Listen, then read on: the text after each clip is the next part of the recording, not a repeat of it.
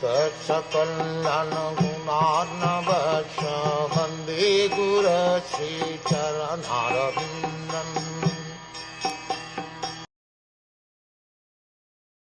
How was he, Srila Shukdev, the son of Vyas, recognized by the citizens when he entered the city of Hastinapur, now Delhi, after wandering in the provinces of Kuru and Jangal, appearing like a madman, dumb and retarded?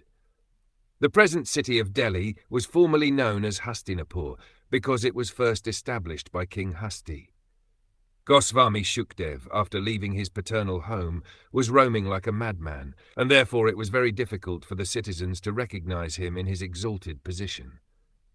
A sage is not, therefore, recognized by sight but by hearing. One should approach a sadhu or great sage not to see but to hear him. If one is not prepared to hear the words of a sadhu, there is no profit. Shukdev Goswami was a sadhu who could speak on the transcendental activities of the Lord. He did not satisfy the whims of ordinary citizens. He was recognized when he spoke on the subject of bhagavatam, and he never attempted jugglery like a magician.